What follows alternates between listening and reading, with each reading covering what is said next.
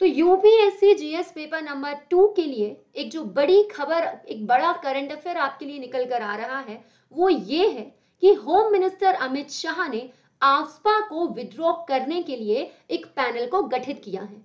आप देख सकते हैं कि सभी न्यूज हेडलाइंस यहां पर आपको बता रही हैं कि नागालैंड में आफ्सपा को वापस लेने के लिए हमारे गृह मंत्री अमित शाह ने जिस पैनल को गठित किया है, उसे समय सीमा भी दी गई है कि वो 45 दिनों में अपनी रिपोर्ट को सबमिट करेगा। आप देख सकते हैं कि इस बारे में नागालैंड के चीफ मिनिस्टर ने ट्वीट भी किया है। इस ट्वीट में इन्होंने लिखा है कि ये हमारे भारत के माननीय गृह मंत्री अमित शाह जी का धन्यवाद देते हैं कि उन्होंने 23 दिसंबर 2021 को न्यू दिल्ली में एक मीटिंग ली और इस मीटिंग के अंतर्गत उन्होंने आफ्सपा के इस विषय को बहुत ही ज्यादा गंभीरता से लिया। आप देख सकते हैं कि नागालैंड में आफ्सपा को वापस लेने के लिए बनाई गई ये जो कमेटी है, ये कमेटी 5 सदस्यीय समिति होने वाली है।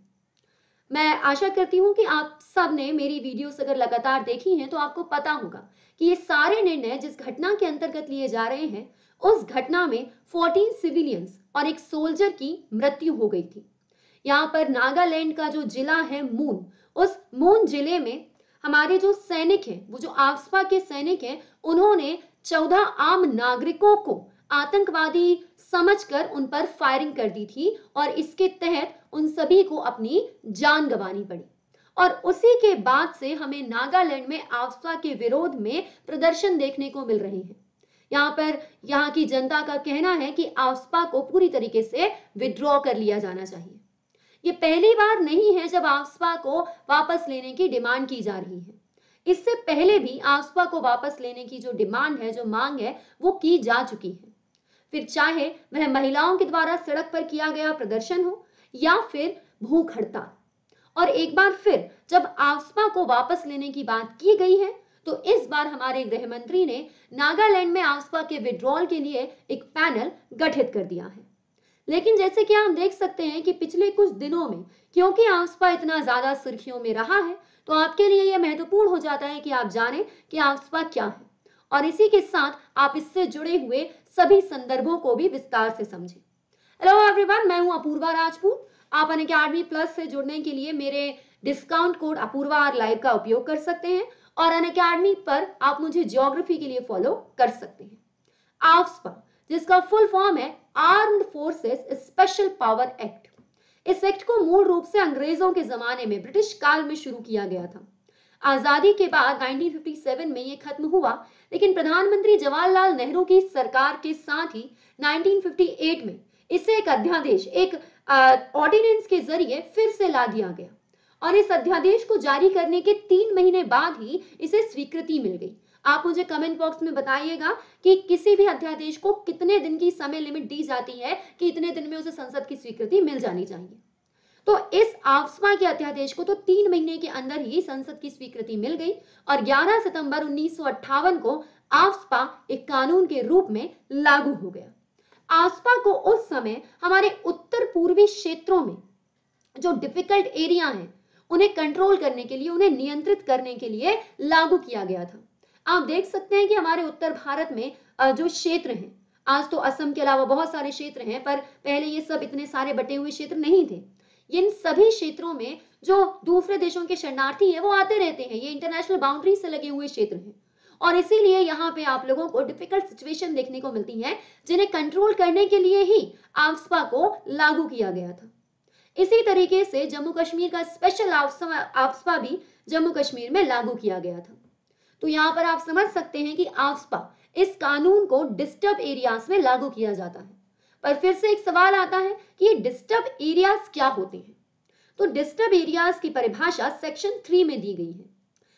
किसी भी एरिया को डिस्टर्ब एरिया घोषित किया जा सकता है अगर वहां पर भिन्न भिन्न रिलीजन, यानी भिन्न भिन्न धर्म, नस्ल, भाषा, जाति या किसी भी आधार पर समुदायों के बीच जटिल परिस्थितियां उत्पन्न हो जाए, या फिर सेंट्रल गवर्नमेंट या किसी राज्य के गवर्नर मतलब राज्यपाल या फिर किसी केंद्र शासित प्रदेश के एडमिनिस्ट्रेटर द्वारा किसी राज्य या केंद्र शासित प्रदेश को या उसके केवल एक भाग को डिस्टर्ब एरिया घोषित किया जा सकता है और वहां पर आफ्सपा लग सकता है।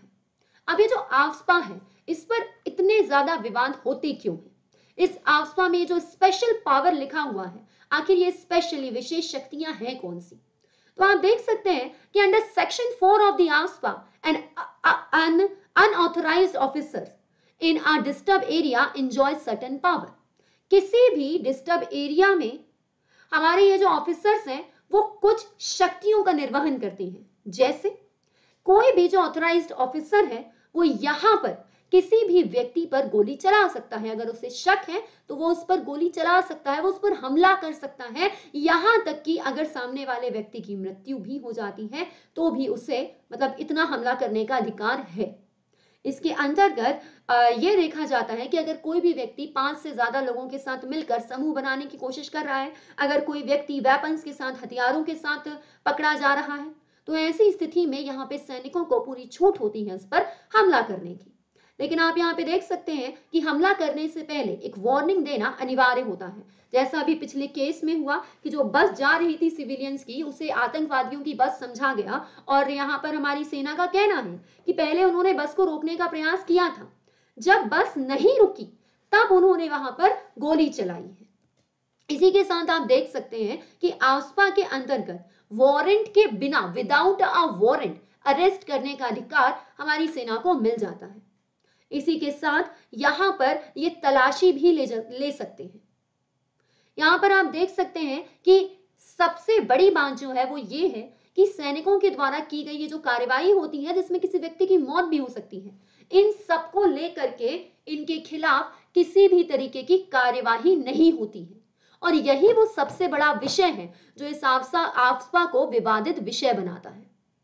तो आप देख सकते हैं कि ये जो आफ्सपा है इसे शुरुआत में असम, मणिपुर, त्रिपुरा, मेघालय, अरुणाचल प्रदेश, मिजोरम, नागालैंड, पंजाब, चंडीगढ़, जम्मू कश्मीर समेत हमारे भारत के कई हिस्सों में लागू किया गया था। लेकिन अगर मैं अभी 2021 की बात करूं तो ये नागालैंड, असम, मणिपुर में भी जो इसकी राजधानी है इम्फॉल और 7 विधानसभा क्षेत्र उनको छोड़ के बाकी के एरिया में, और याद रखिएगा अरुणाचल प्रदेश के कुछ हिस्सों में लागू है। नागालैंड, असम, मणिपुर उसमें भी कुछ क्षेत्र छूटा हुआ है और अरुणाचल प्रदेश के कुछ हिस्सों यहाँ पर ये लागू है। क्या आफ्सपा लगने के बाद हटता है? आराम से हटता है। त्रिपुरा, मिजोरम और मेघालय में इस कानून को हटा दिया गया है। जहां तक बात कश्मीर की है तो वहां का आफ्सपा बिल्कुल सेम नहीं है, मतलब सारे जो कानून है वो सेम है लेकिन उसका नाम डिफरेंट तरीके से है। तो आपको यहाँ पर इन चीजों को समझना होगा कि आफ्सपा क्या है, उसे कौन कौन सी छूटें मिलती हैं। तो मैं आशा करती हूँ कि आपको आफ्सपा के बारे में और यहाँ पर जो न्यूज चल रही है इसके बारे में सारी चीजें समझ में आ गई होंगी।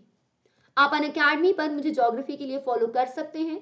1 बजे मैं आप लोगों के लिए फिजिकल ज्योग्राफी का कोर्स ले रही हूँ और 9 बजे 5 जनवरी 9 बजे से इन्वायरमेंट एंड इकोलॉजी का कोर्स आरंभ होने वाला है।